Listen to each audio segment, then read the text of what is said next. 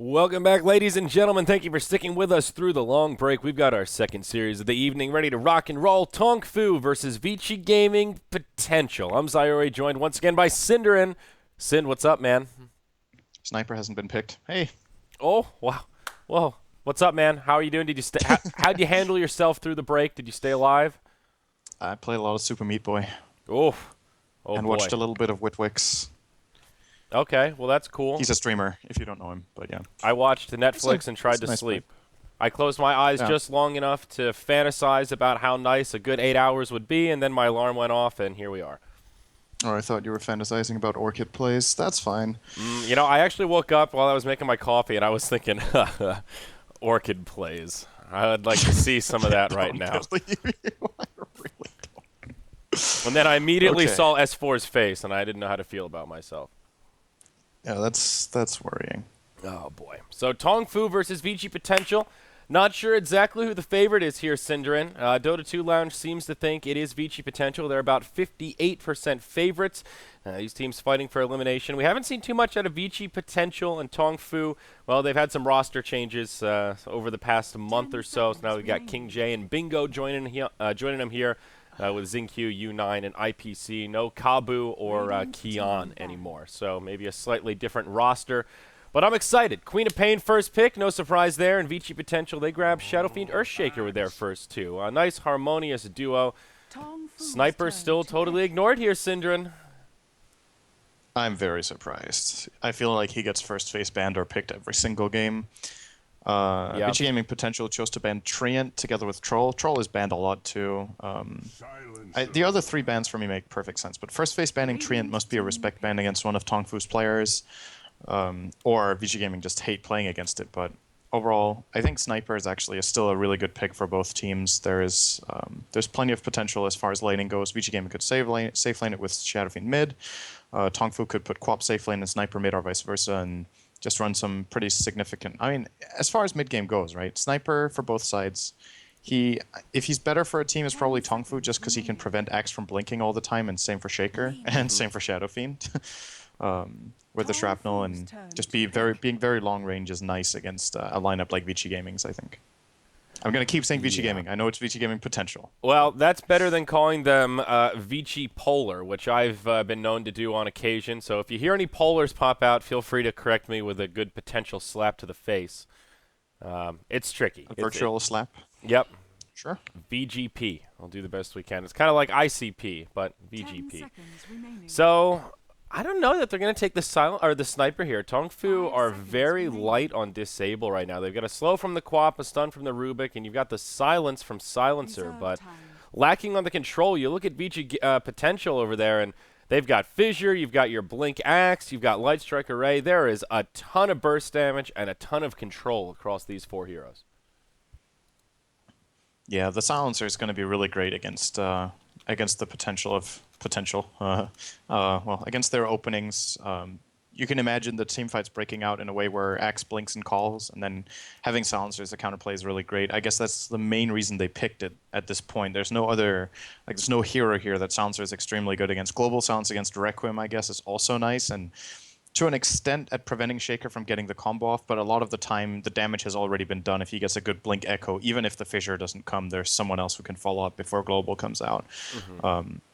But all in all, yeah, Global Silence, a very nice way of dealing with initiation-heavy lineups, which VG Gaming Potential definitely have. Now what I'm looking at for TongFu is who's going to carry and who's going to deal the damage apart from Quap, because Silencer and Rubik really don't have that much damage. Well, this guy does have control, but yeah, also not the best. That's some stun that they really needed here, but boy, have we seen Tidehunter fall out of favor, and I feel like for good reason. They have one of these kind of what I would call a classic lineup where they're very cooldown based. You've got Global, Sonic Wave before Ags, and Ravage that are all 2-minute plus cooldowns. And anytime TongFu takes a fight that's either a break even or not a clear victory, VG.Potential will have this big opportunity where they can punish it. They can force fights, they can take objectives, because without their ultimates, this TongFu lineup is, well, about as scary as a watermelon. Yeah, they're going to need some sort of damage. Honestly, for both, well, VG Gaming Potential actually have a lot of damage, but I think they're still looking for. I'm guessing the Lina is a support. They could safe lane it, I guess, but Or safe lane the Shadow Fiend and Lina mid. That might actually be an even better call. I think they're going to do that, actually. They put Lina mid because she has a good matchup against Quap. She was the hero I forgot earlier today, Yep. Andrew, when you asked me who's good against Quap in lane. Lina actually wins on paper. And then Well, you have Shadow Fiend safe lane. That's yeah, pretty good. I think that could work. It could be So Axe second off lane or safe lane. This is actually a hard pick to try and guess here.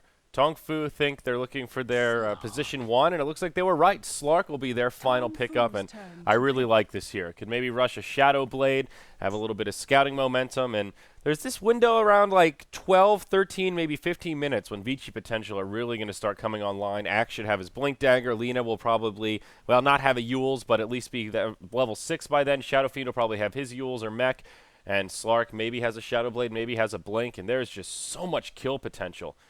And that's a window where TongFu might still be getting their bearings. I don't know what they have in mind here. Feels like a support silencer to me, and I think that will leave for some kind of hard carry pickup here.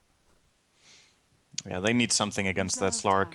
Queen of Pain is good in the sense that she has a lot of AoE damage, and that's a nice way of dealing with Slark is when he goes into that Shadow Dance, you still have a way of dealing damage with Scream of Pain and Sonic Wave, but someone has to be able to do the rest of the work. I think that was not the pick I was imagining for that, but okay. It's a core silencer then, I guess, or wait a second. I think Safe it's lane a Bristle. Safe lane Bristle, yeah. IPC and XinQ have been playing support. Yeah, U9 is usually their one player.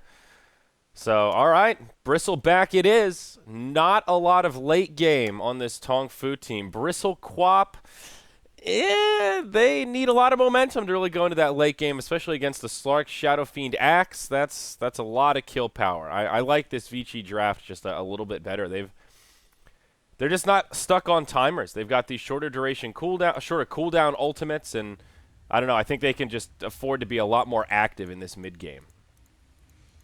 Yeah, I agree. I think I was about to say Polar. Damn it, sorry. I think Potential have a better, like a more flexible draft. The way things go down for their lineup, I think there's more room for error, and like you said, come super late game, which is something that's very often happen these days, especially with with a lineup that has room for error, you have a much better chance of getting to that super late game. Both Slark Shadow Fiend scale very well, and they have so much control for them, whereas TongFu they're heavily reliant on really good timing with their global and getting a good Ravage, because else I don't see Bristle being able to stack up enough damage during a teamfight with that Warpath to be able to kill the Slark one-on-one.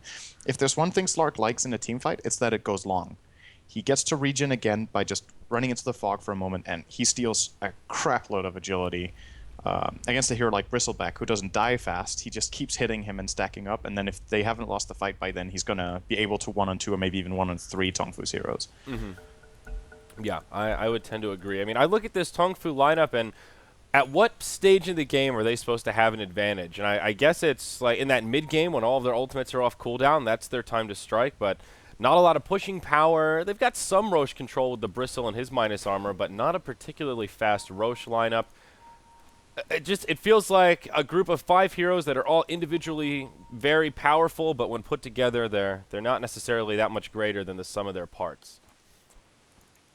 Yeah, and if they mess up their ultimates, they basically lose an objective, more or less. Yeah, exactly.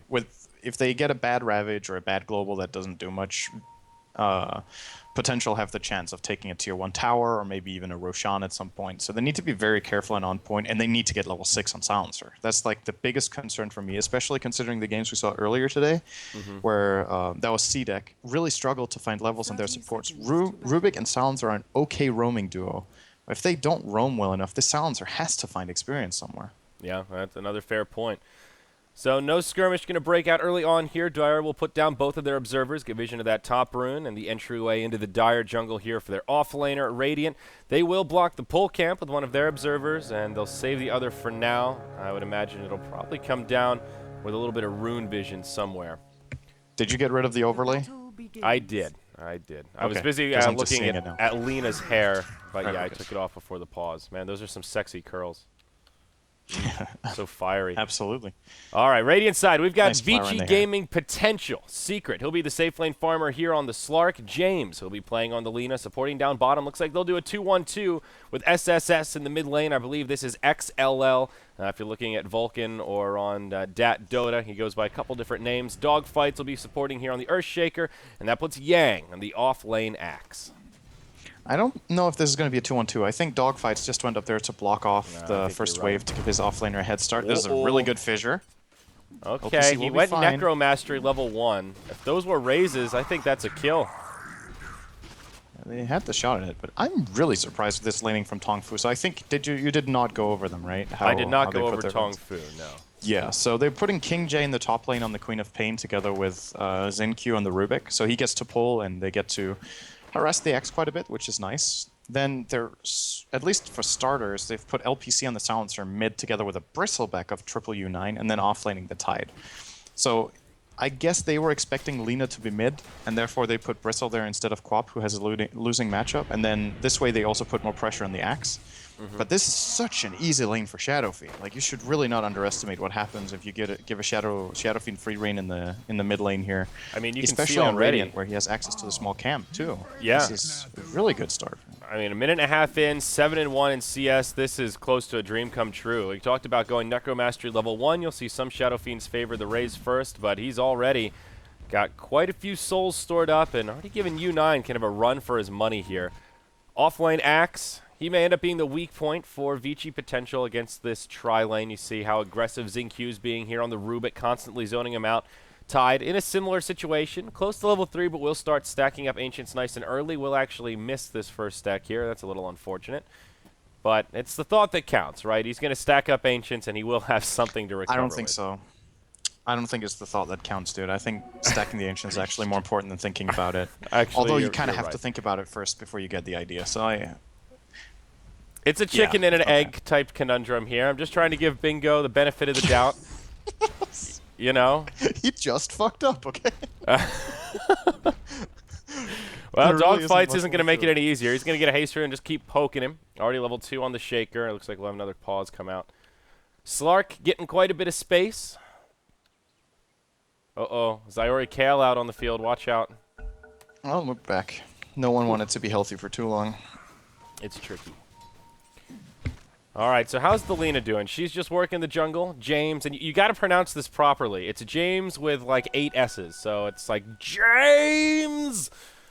I don't think you draw the A when there's a lot of S's. It would be James. Well, that doesn't sound Like a nearly snake. as good, though. I feel like this is James's way of really dragging his name out and adding. Imagine if it was all A's. It just wouldn't look as good. I just want you to give a solid effort. If you do any play-by-play, please pronounce James the way it is intended, syndereN. This is important.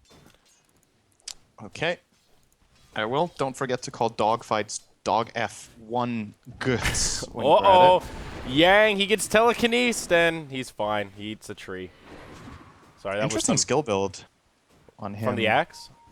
Yeah, being level 3 without a point in Berserker's Call. It's not because he wants to play aggressive, but it's generally a really nice defensive skill point to have. If you get initiated, boosting up your armor and being able to reset is generally more valuable than a point in Battle Hunger, which, well, that gives move speed. So it's a question of, do you want the immediate armor, or do you think the extra 12% move speed can actually help you get out and reset? And We've seen some Axes be pretty successful with that first point in Battle Hunger, just harassing supports and whatnot. I'm not sure what order he went for this skill build, but it can be good when a support is trying to zone you out hard to at least do a little bit of return damage.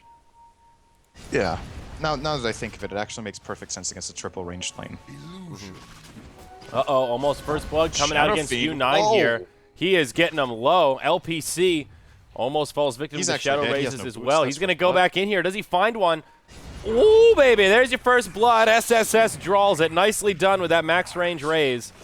Now U9 sips up the bottle and will come back, but he's got some new friends in the mid lane. James and Dogfights, they're smoked up, and oh, U9 walks right into it. Light Strike Array is there. It's another one. A double kill for the Shadow Fiend. Vici Gaming Polar strike early, and they strike hot. Most delayed double kill ever. I'm surprised that counted as a double kill. I feel Yeah. like it's Me been too. quite a while. Really good rotation from the supports of VG.Potential here. rotating in here, realizing that there's an opening for a secondary kill as SSS already finds the first is very nice. It's also not that obvious of a gank since Tide is close to his tower bottom. So the supports at this point will be interested in pulling the wave back, and that it makes it less predictable for TongFu here. So nice early play from VG.Potential. Yeah, absolutely. I don't think they saw that smoke gank coming, but now Shadow Fiend and Slark topping the CS chart. It is King J that's been pretty quiet. Just farming away in the top lane and doing well in terms of CS and zoning out the Axe pretty well, though honestly Yang not having a bad time. He's got 9 last hits, hasn't died yet, still has a salve, pretty close to his Tranquil Boots. Not a bad off-lane experience for the Axe. I guess the same kind of goes for the Tidehunter, since supports have been roaming around on both sides of the coin. The side lanes have been finding a bit more farm, though. Looking at the gold graph, a 4-figure lead already picked up for our Radiant side. What do you think Shadow Fiend should work on here? Is this a Yules or a mech game? Honestly, I could see either of them working. I'm not sure what SSS has in mind. I think it's a both game. A both game, okay. Yeah, they need. I think the mech is extremely good against the Dire lineup. They're all about getting that Ravage into Sonic Wave combo and being able to reset. Getting the AoE armor against Bristleback is very nice, and since he's getting so farmed, I think it's totally fine to get both. The Yules is great against Silencer. It's really good for setting up, what is it you call the Spirit Bomb, right? Yeah, you put him up in the Yules, then give him all the souls. It's a Dragon Ball Z reference. Oh yeah, that's right. Sorry. Yeah. Pardon me. He throws it at Frieza, then Frieza survives. It's okay. You know, way back. But yeah, that's a good build up here. I think he'll get the treads first, which is standard, and then I think his first choice will be if he feels ahead of the game, I think Yules is really good because then he can actually solo kill Bristle in lane. Else, if he gets ganked once or twice, I think fall back on the mech, try to get a couple of objectives, and then get the Yules for mid game. Yeah, you mentioned the armor, and I think that is definitely going to be key here. And the mech tends to be what Shadow Fiends go for when they want to either do a lot of team fighting or kind of a 4 protect 1 style to make space for the carry. And speaking of their carry, Slark about to find a kill in the bottom lane. It's actually James that picks it up, but King J on his way down to turn it around. Dog fights, he'll be the sacrificial lamb. Slark trying to make it out, has it pounce in a couple of seconds here. King J only 1 point in the blink here at level 5, so no easy way to pursue this, and it looks like the Slark will make it out. Nice little kill down in the bottom lane, tied for the Earthshaker. We'll make it a 1-for-1 with Queen of Pain and Lina each finding a kill. King J is going to grab the rune. He's almost level 6. Nice warding by the Dire here, by the way. So the warding in the Radiant jungle is now going to expire. That means their offlane ward was allowed to stay the full 7 minutes for Tide. And in the mid lane, they've got a high ground ward to protect Bristle against these rotations. And they have a ward at their jungle entrance also from the start of the game that's now going to expire. So neither of their wards got countered. They both served a purpose. And now the high ground one in the mid, that should mean they have one more available here. Wait, where's the 4th ward? So maybe that one got countered. Possibly. Double damage here on Shadow Fiend. Sure. They've got a freshly placed one here on the high ground. I don't know where the other one got off to. Is it in an inventory? Nope. I just checked all their heroes. It's not. Is it on the Kerr? Nope. I guess one of them got counter-warded. It has to be. Well, they put a sentry in the Ancients to block it. Maybe there was an observer there. I don't know why they'd put one. I don't know. I'm actually not sure where it got off to. Oh, Slark barely misses a pounce in the bottom lane. Definitely would have been a kill on XingQ. He's been playing a lot of Rubik recently. I think it might be his most played hero, to be honest. Not even just recently, but also I think a few months ago. I think he played it quite a bit. Since they picked up the new roster, they've been playing around with the position. XingQ used to play a little more core. Now he's been playing a lot of Rubik. And U9 used to be support at least some of the time, I think. So the change in roster has moved their roles around. Even King J, here he's playing safe lane Quap, but I've definitely seen him play off lane as well as support a time or two. Oh, XingQ is... Yeah, he's dead, I think. Probably going to live, actually. He wanted to Fate Bolt. He could have run. Oh, man. Got a little greedy. Well, almost traded, I guess, but I think he could have lived there. Oh, anyway. Earthshaker gets 5 off that. That's great news for Dogfights. Oh, there's the ward. The ward is top lane. How did I not see that? Maybe... It's been placed for a good minute now by the Dire here. I don't know. Was that... Did they place it while we were talking about it? They may have. It looks like the timing is just about right. So yeah, for the Radiant, we've got a high ground ward here. This ward is really important. It's covering the Ancients that either Tide or Bristleback will definitely be stacking and farming later on. They might want to contest it. They need to be careful, though. This is a really good arena for Tide to fight in around this spot. And then, of course, they have their own high ground ward mid to set up SF very nicely. And then I think the last one was a rune ward that just expired from around minute 130. So, well, as far as farm goes, there's absolutely no doubt who's coming out ahead, though. Shadow Fiend, easily the big breadwinner, and Sark is keeping up with Quap as well, with Yang now jungling too. I think VG Gaming Potential are getting a lot more farm right now than TongFu. Yeah, the Shadow Fiend really in a good spot. He will go for the Yule's first item, so I guess feeling like he does have a little bit of an edge here. We'll see the Slark actually be the one to rotate to the top lane as the Silencer and Quap are starting to pressure this tower. Queen of Pain now level 7 with a maxed out Scream of Pain. Actually drops the ultimate, almost finds the kill on Slark, but he'll hop away and just barely lives. Oh, King J, not quite doing the math on that one. A close call, but no cigar. He actually, I think it was the stick that kept Secret alive. I'm pretty sure he would have died without that. How many charges did he have?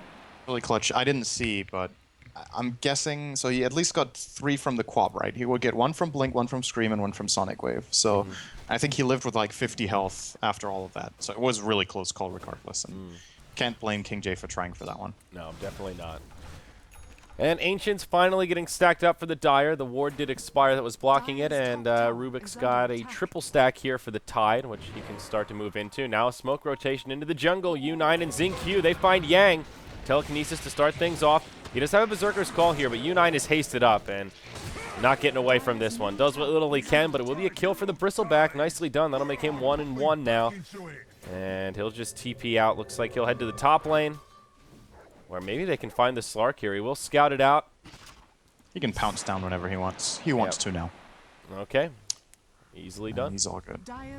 Yeah, James close to level 6. You said Lina needs to get levels early on, and he's getting some space now, so this is a pretty timely level 6. Not the earliest ever on the support Lina, but considering that Shaker's also almost level 6, this is actually looking fairly good for them. Of course, the supports on TongFu that we said needed to, especially Silencer, get the global silence. Minute 10 he has it. Rubik's level 7.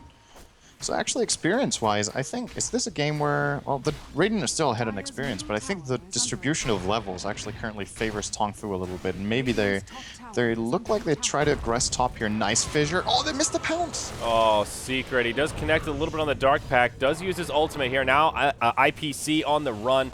James is going to continue to chase him down, and I don't think he's getting away from this one. Slark should be able to find the kill. Unless Xingqiu gets here in time, maybe they can turn it around. Secret in some trouble as the global comes out. Secret and James head to the grave as they both get killed. On the other side of things, Yang and SSS move into the Dire Ancients. Tide can't do anything but stand on the high ground and go, oh man, those were my Ancients. Bummer. This is actually a... almost bigger than the 2 kills they got up top to some degree. I was about to say, this is probably an even trade. All right, if Yang dies, then Dire favorite. Spirit Bomb, here we go! Good night, Frieza! U9 goes down, and they make it a double as the Tide takes a raise to the face. Talk about a victory for VG Gaming Potential. All right, they got the better trade now. I'm pretty sure. Whoa! Whoa! Triple stacked Ancients and a 2-for-2 trade where Shadow Fiend got a kill and Axe got a kill. That's probably the blink of Axe. Yes, it is indeed. He has it right now. Probably gonna buy it, and Shadow Fiend will also get the 12-minute rune. If this is an active rune, he could even find another kill. He is so far ahead of the game right now that it's not an active rune. He gets the bounty. There's a haste bottom though. Such a good rune for Shadow Fiend at this point in time when the razors are so important. Well, he's going to try to push mid. Forces a glyph. Okay. Throws out a raise onto U9. He's going to be the mech carrier here for TongFu. SSS could still possibly get this rune and find some kill potential here. Xingqiu will counter this ward on the high ground after their Ancients get invaded, but it was about to expire anyhow, so not the biggest victory found there. Tier 1 tower in the mid getting pretty low. The glyph is on cooldown now, so they will be able to just rush in and finish it off with this next creep wave if they're so inclined. I think they want to kill Bristle first. Yeah, here's a smoke, and they want to debut this Axe Blink Dagger with a bang. But this is a really good play, by the way. Getting the tower low so TongFu want to defend, and then they smoke at the same time. This is easily going to be 1 kill. The question is, do they find both as Triple S? He's basically baiting here. He needs to live, though. To be a little careful. It does have a lot of stick charges. Yang comes blinking in, finds U9, tries to set up for the raises. Lina comes in, and that's an easy kill on the Bristle. Now on the other side of it, Tide without a Ravage. He'll try to blink out. Laguna, do they have the damage? They do. Light Strike Array is there. Zyori and King J now in some trouble. Zyori will TP out. King J hangs around, has the Sonic Wave, but can't find him. Pump fakes it, throws it, does connect. Does he find the kill here? He does. And it'll be King J on a killing spree. Not a bad little fight for VG Gaming Potential. I mean, I meant to say for TongFu. They defend their tower, they get the tier 1 up top, and trade 2 for 1 with the Axe going down. They do lose 2 of their cores, though, so far from ideal. It could have been a lot worse. Yeah, with that smoke rotation coming in from Potential, that could have definitely been a lot worse. I was expecting them to maybe get the tower and 2 kills, but TongFu were pretty much on point there with their defense, and they pressured the Shadow Fiend so much in the opening when he was trying to bait for the team by getting caught by Rubik and Bristle. I think he underestimated how much damage they could do to him, and he never really got to reinitiate into the fight. As now, I think this LPC Sancer could die very quickly. Is it LPC or IPC? You're calling him IPC. I can't see if it's an L or I think it's IPC. I tripped up last time because I said L by mistake. I'm pretty sure it's IPC. Okay, but I'm actually not now positive. that I look at it, it looks more like... Does no one have a lowercase L in their nickname to compare? Great. Awesome. Oh, we're going to call him IPC. I think you're right. All right. Zyori, double damage. Yames, he's baiting him out. Yang's nearby. Can they find him? Oh, this Rubik, he's flirting with disaster here, Sind. Oh, my. All right. He's going to be okay, it looks like. Well, now he's going to find disaster. They're going to have a go on the Lina. King J comes in. That's an Orchid debut and an easy kill. All right, Queen of Pain on a tirade here. 4-0-1. Not too shabby. Yeah, this is a good timing for an Orchid for Quap. Of course, he was safe lane, though, so it's not one-to-one comparable to playing Quap mid. If you have a Quap mid with Treads Orchid at minute 14, I think you also have a bottle generally. That's why it's a good timing. So I want to say this is good enough. It's not amazing, but it's definitely good from King J. Still, of course, the fact is, even with these couple of pickoffs they find, we've talked about the mid-late game potential, where it just seems like VG Gaming Potential's lineup is just going to be stronger with both Slark and Shadow Fiend finding this amount of farm. And yeah. Sure, they took the top tier 1 tower for the Dire, but it's the least relevant tower on the map. And they're going to have to find some bigger objectives and take control of the map. And more importantly, start using that Ravage to get a team fight, I think. Just a farming game is not going to cut it. The control is coming out. Blink on the Axe is already available, as we've seen. Now there's a Blink Yules on the Shadow Fiend, also level 13, still farming very nicely. And Slark, we'll see if he goes Blink Dagger or Shadow Blade. That answers that. It's a Blink Dagger. Still lots of kill potential here as he debuts it on the LPC. Now, let's see. Now I'm all tripped up, Sin. Look what you did. Secret will just TP out. And this silencer will be okay. Now I feel like I gotta look this up. I gotta dat Dota this guy or something. I think it's IPC. I don't know. Join Dota surely has their roster, right? So this Slark buying Blink, I think he bought it in the moment and just instantly wanted to go for the silencer kill that he saw. He's missing these pounces. That's a pretty bad sign, especially when you have a Blink Dagger. That pounce just needs to sit LPC. there. It is an L. It's an L. I misled you. Told Sorry, you. friends. You were right. You were right. I bow to you, good sir. Well, I said it was IPC a moment ago, but I mean, if you say both, you're right, right? Yeah, okay. I guess that's true. It is certainly an L, though. Confirmed. Okay, Tide Hunter. What's he got? Wait. Are they getting 2 mechs? Oh, my sweet Jesus. Wow, they are. They are getting 2 mechs. syndereN, what do you make of this, sir? Is there any reason to do this besides not talking to your teammates about what items you're going to buy? It's pretty shit. Yep, I agree. Yeah. A Tide Blink is a game changer potentially, and he'd be pretty close to it. Oh man, I don't know. But here we go, TongFu with the surprise play. They'll fake him out with the mechs and then move into Roche. Will this work out though? We see some lines on the mini-map. Uh-oh, looks like Axe might be skeptical. If they want to do this though, they've got to move quick. Looks like TongFu will be able to grab it. With Goo now. That's decent minus armor here. It's not level 3 on the Goo, so only 1 minus armor point per cast, but yeah, no contesting here for Potential, and that's pretty big considering that they're kind of they're kind of running the map right now. They still end up losing a Roche, not even contesting it, not even noticing, and not even trading. So yeah, they get a little bit of farm, but they've got to be pretty unsatisfied with this. Yeah, at least they clear out some of the dire jungle on their way through, so they are farming somewhat efficiently. LPC could find himself in a world of hurt. Yang comes in. Berserker's Call is there, but does he actually have the damage for this? Silencer does have a TP scroll. Could just try to make the retreat, but there you go. Creeps come in. Yang gets a little RNG, and that gets him into dunk range. Easy pickup for the Axe as SSS comes in for a little extra experience as well. Looks like VG damn it, Potential may try and pressure this Tier 1 tower bottom and just finish off the Tier 1s. To be honest, though, they're writing it the same way as VP. VP.P is how Virtus Pro Polar used to write it. Now it's Aces Polar, but it's tricky, just VG.P is... You still have that VPP stuck in the back of your mind. I've cast a lot of VP Polar games. It's just old habits die hard. Oh. There's a tower for the Shadow Fiend. Good for him. He really needs gold right now. Only with a net worth of 2 billion. Okay, he's got a BKB. Second on the chart is... Oh, Tide sold back his chainmail and his buckler recipe. Looks like they figured it out. All right. Communication. He might get a pipe, then. He got a blink dagger. That's good. For a pipe. That's good. Yeah, it's recoverable. Shadow Fiend is about 4,500 gold ahead of the highest farm on TongFu. That's the really big problem. This is what happens if you don't contest a Shadow Fiend's farm whatsoever and you just let him get free reign. He has about 10 CS per minute. And his counterpart, the opponent he had in lane, has half his farm. So the Quap we're comparing him to is a safe laner. And I don't know, TongFu are going to have to find a way to get this Bristlesome farm, because it's not going to be enough that King J gets big. Quap simply doesn't scale well enough against these heroes, so... Yeah, and well, we'll see this displayed for us, perhaps. He got... Oh, there we go. Blink cools down, and now they can't isolate him.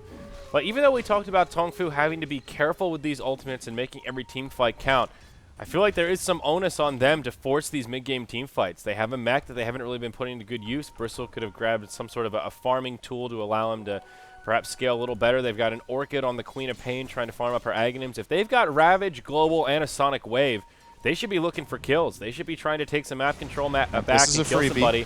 Uh-oh. Yames walks into enemy territory, but they're going to let him walk out.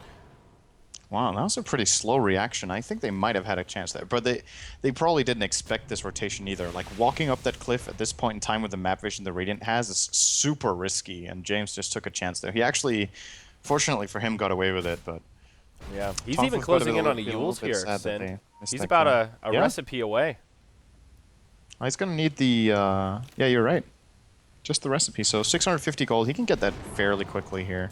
Just a couple of waves for the Lina, and she's another hero that can scale. We haven't really talked about the potential of turning the Lina into a semi-carry or just a strong utility mid-game, but the scaling of Lina compared to the scaling of a Rubik, I know who I would like to have on my team in minute 60. Yeah, no, that's true. Apart from if you have like an Enigma on your team and you can steal a big black hole or something like that, then Lina's just flat out a stronger hero in the later portion of the game. Yeah, Rubik will have a blink pretty soon, but SSS, he's going to be in some trouble here. Ravage is used, but a BKB is also used, as well as a Haste Rune. And the Shadow Fiend will float away at maximum movement speed. Okay. Well, that's a Ravage on cooldown. Yeah, I don't know who that favors more. They really want to get rid of these BKB charges on the Shadow Fiend, but losing their Ravage basically opens up the map. I'm really surprised if VG.Potential don't defend this tower, because without Ravage, the TongFu lineup is really not that scary. They have the mech on the Shadow Fiend, or sorry, no, never mind, they didn't get the mech on the Shadow Fiend, so actually, that does make a pretty big difference. Maybe they're favoring BKBs a lot more. Now Axel complete his, and Slark already beginning his BKB. Ogre Club with 2,200 gold, not that far away. They'll hand another free tower over. U9 will take the last hit. His I think they also just don't want to fight around the Aegis. It's 30 seconds from expiring, so not really an ideal time for the Radiant to force a fight. Although, now that I say that, they may just kill the Bristle. So yeah, what happened there was the rotation of the Dire brought 5 heroes down, and they had more than enough time for VG.Potential if they wanted to defend that tower to port down heroes or even run them down. But Like you said, they're fighting into Aegis, they're fighting without Shadowfiend BKB, and they're fighting without mech. So maybe the TongFu lineup would actually have been strong enough, and I think they have in the back of their minds, we can give away as many towers as we take, because we still have stronger late game, and we're farming while they're 5-man pushing, and now they're going to go on Bristle's Aegis Triple U9. just expired! Oh my gosh, they're going to jump on him literally 2 seconds after it evaporates from the inventory. He doesn't even get the benefits of the haste rune as they time it properly. Easy kill on the Bristle. Very nicely done by VG.Potential. Yeah, that's a tower too, and it's a global used for TongFu. That is That is nice. Absolutely impossible for them to defend 4 and 5 like this. They're going to glyph and just delay it and try to tradle bottom, but they have a Queen of Pain pushing together with a Silencer. I know which team pushes faster here. Shadowfiend pushes faster than both of them combined, probably, so... Yeah, this tower is gone. They're more than likely going to TP down to bottom. Nice TP from Shaker porting on the tier 3 here to allow someone to port tier 2 and set it up, and LPC will be porting out. King J running away. Okay. Looks like the timing for TongFu is good as well. BKB Tower on Slark, defended. though. BKB Slark and Yule's Alina, 2 key items picked up off the side of that. Shadow Fiend, he's probably working on his Scotty, now has that ultimate orb in tow, so still feeling pretty good here. And even though it was only a singleton pickoff on the Bristle, who I guess is a pretty big kill since he was that mid laner, I like the style points of timing that Aegis despawn. I feel like that was pretty intentional, the way they smoked and kind of stalled out for it to expire. Yeah, they Attention definitely to had the detail. timing nailed down right there. Yeah. The Rubik, only thing, what did they use? They used a BKB on Axe, I think. That was the only thing they really used in that engagement. So, yeah, I think so. Axe's BKB, Shadow Fiend, here comes the Spirit Bomb, poorly timed. Uh-oh, ends up getting canceled. He does have a haste rune on, so not really in too much danger here. A noble effort, but this time not going to work out. I like that he canceled it, because he recognized that he was mistiming it, and then it would just have been a waste. So rather save it for later if he gets another opportunity. That's the nice thing about the Yules, of course. The low cooldown, we'll be able to try it again soon if anyone else walks into the trap. So how many BKBs do we have on potential? Slark has 1, Shadowfiend has 1, and Axe has 1. So that's 3 BKBs against Global Silence and Ravage. That's the item of the game. Gets canceled And again, Zinq but is super Zinq dead. caught in the pounce and not going anywhere. Yeah, they've got 3 Blinks, 3 BKBs, and 2 Yule's Scepters. Very meta-looking inventories here for VG.Potential. They're going to rotate over, try to see if they can find the Tide. He's in a pretty bad spot, actually. If he gets jumped now, that's a problem. Uh-oh. And he's just standing still. He's actually dead if they just go now. Taking a look at Dire Vision, he has no clue. He sees Secret. They're just trying to bait out this Tide. They get a ward on the high ground here. This is Radiant Vision we're looking at, and they've got eyes on at least 2. 2 more from TongFu, turtled up in the base right now. King J and LPC move out to push out the top lane. And I'm surprised they didn't go for that. Yeah. Rubik was dead. They were 4 and 5, or 5 and 4, sorry. They had BKBs on both Axe and Slark ready, and it would have been a pretty easy kill, I think. A Secret might be forced to use his BKB here now. He's just getting orchided. Shadowfiend now gets a full Scotty. Sure, you don't have your BKB on the Shadowfiend, but he actually didn't even need to commit for that. I think the other heroes could have opened up and maybe killed the Tide. But once again, they could just play it safe, right? They know they're out farming, so going for a kill like that even though it might be very likely to be successful, perhaps the, let's say, 20% risk of failure isn't even worth making the play for them. Yeah. No, you're exactly right. And, okay, I thought Slark may try to have a go at King J, but that'll be a tricky one. BKB on the way for the Queen of Pain. Any other item progression here? Tied up to about 2,400 gold as he clears out Ancients again. If he wants the pipe, can make some pretty serious progress towards it here. And nope, he just goes for the Perseverance instead. Looks like Refresher will be on the way for him with Rubik just about to complete a Force Staff. Actually gives up on the Blink Dagger and decides to go for the slightly easier build-up mobility option. And speaking of Blink Daggers, dogfights down bottom. That's always a big one on the Earthshaker. Also level 11, ready for some Echo Slam action. Yeah, maybe. I'm still, even if TongFu get a refresher on Tide, with the right timing from VG.Potential, it's very rarely that I will bet against a team that has a Tide refresher at like minute 40, but I'm still not even sure they're going to win the fights with that, because they need that physical damage. And you see, Triple U9 has to go for defensive items with both a mech and a BKB. So with any BKB timing on the Radiant, I still think they win fights. And Slark might just need to BKB TP here. Uh-oh, Slark, you might not live through this. Oh, a close call, but the regen from Shadow Dance keeps him safe. Right play to TP home, though, and that is a 10-second BKB down. Minor victory there for TongFu. Looks like he's going to start building into a Scotty of his own. As Shadow Fiend obviously already has his and just keeps farming up the bottom lane. And this is actually another problem we haven't... I think we haven't addressed this about TongFu's lineup. They have no BKB counter, right? They can global, but they can't prevent a BKB TP. So Shadow Fiend right now is actually exposing himself. The Slark can always just get out. All right, well, there's your 10-second BKB from U9. That's on cooldown now. And the effect about to expire. He'll retreat to his friends and Had to save King J from Calling Blade. Oh, up top. That's a good global. Oh, it's okay. I was looking at mid. Never mind. I was like, okay, there you go. And now down bottom, Shadow Fiend split pushing. He'll look for a Spirit Bomb on the Bristle. Knows he doesn't have a BKB. Hits him from one side. Now uses a BKB of his own. Tries to line up the raises, but with his back turned, U9 just a little too tanky. SSS maybe in some trouble here. Ravage is available. Will use it. Hits the Shadow Fiend. The Stolen Requiem does a lot of damage. Shadow Fiend will end up going down, but now Zyori falls to Slark, gives him the Shiv to the back, and will try to find the Tidehunter and forced into a Shadow Dance as he is a bit low on HP. Ends up being a 1-for-1 and a good trade for TongFu. They do lose their tower, which Shadow Fiend takes out before he dies, but Tide ends that dominating streak and gets a pretty big gain for himself, about 800 gold off that. That's a really big play from Rubik. He pretty much just saved... I don't know if he saved the game there, but he definitely prevented a disaster. If he doesn't get that Requiem off and the Death Requiem, I think they lose multiple heroes and Shadow Fiend still lives. He did a lot of damage with that, removed a lot of their damage as well as, oh, here we go. That's probably a pretty dead Tidehunter. Yeah, they're going to slice that watermelon up. Now U9 caught inside of a Yules. He does have his BKB, but hit by an LSA. Secret, he'll use his BKB as well. Pounces over the head of U9, who also BKBs, and there you go. They get the kill on the Earthshaker as finally the Quap has the damage to bring him down.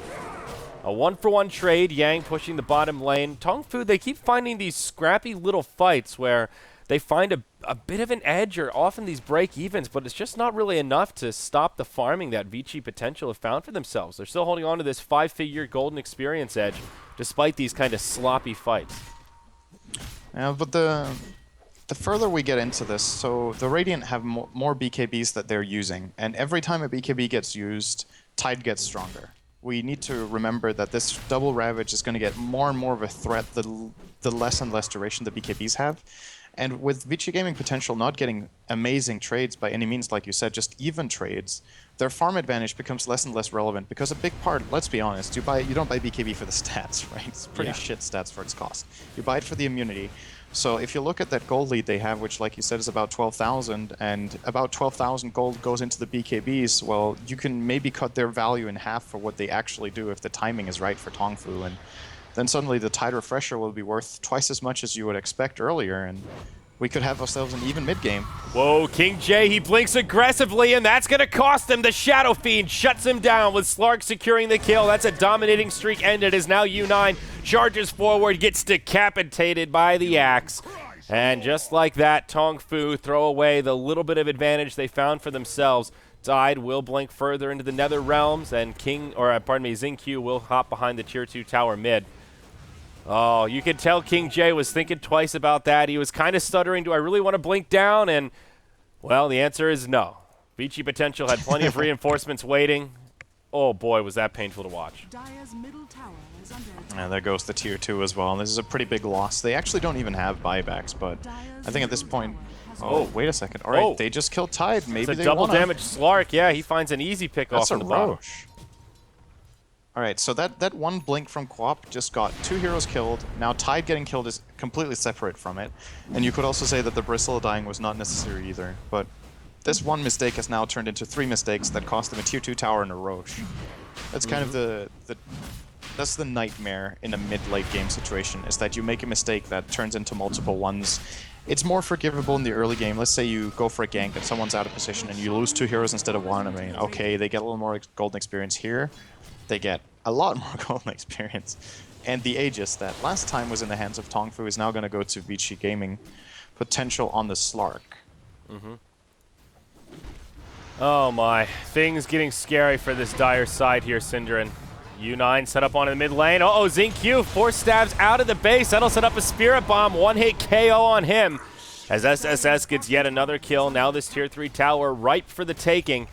40 seconds till the glyph comes up. They'll be able to get a lot of damage into this. No buyback available on the Rubik. VG.Potential starting to tighten the noose a bit more. U9 in the front lines has a BKB. Sanj at the ready. Secret kind of just toying with him for now. Still has the Aegis, but will regen up as he makes it into Fog. Ugh. No, they're going to go straight back in. The glyph is, you said 40, now it's 20. Okay. Why did Rubik force staff out like that? I thought that was an aggressive force staff at first, but he's the only one that has one. Huh. Could have been miscommunication or just flat out misplay as LPC gets jumped. This is a pretty big kill for Slark to get from the start. Yep, Gem on the ground, but no one even going to bother to pick it up. Now Bingo jumped on, double kill for the Slark. Sonic Wave from King J does a little bit, tickles him, but it's now a double kill. Well, no, it's just a disaster. It's a triple kill for Secret. That's going to be it, syndereN. 21-8, 33 minutes in. TongFu forced to tap out. And VG Gaming Potential showing they've got more than potential in game number 1. Pretty dominant victory, I have to say. Yeah,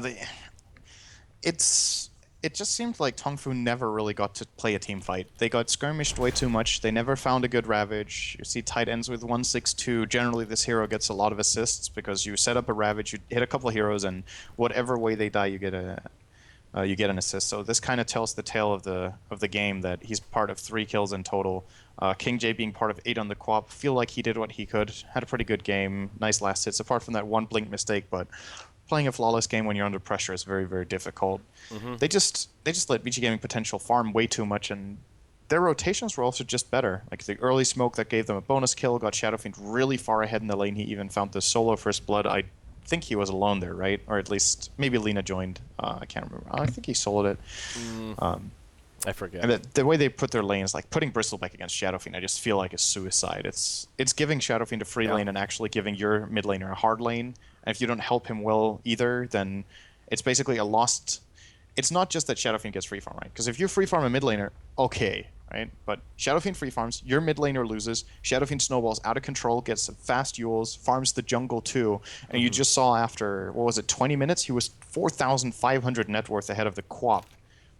And twice that of the Bristle. So I feel like just, yes, execution from TongFu wasn't there, but more than anything, for me, a strategic loss where they just put the lanes poorly and couldn't really control the map well enough. Yeah, I don't think it was a clear-out draft, but the VG.Potential draft definitely had the ease of execution advantage, I think. Slightly more straightforward heroes, and TongFu, they needed to coordinate those ultis, take good team fights, which just really never happened until the end when they were already grossly out-farmed. So... with that, we'll move into game number 2, folks. It was a first quick series, and if this keeps up, it could be a quick second series. VG.Potential just looking a little bit stronger. Stick around to see what happens, and if we move into an ace match.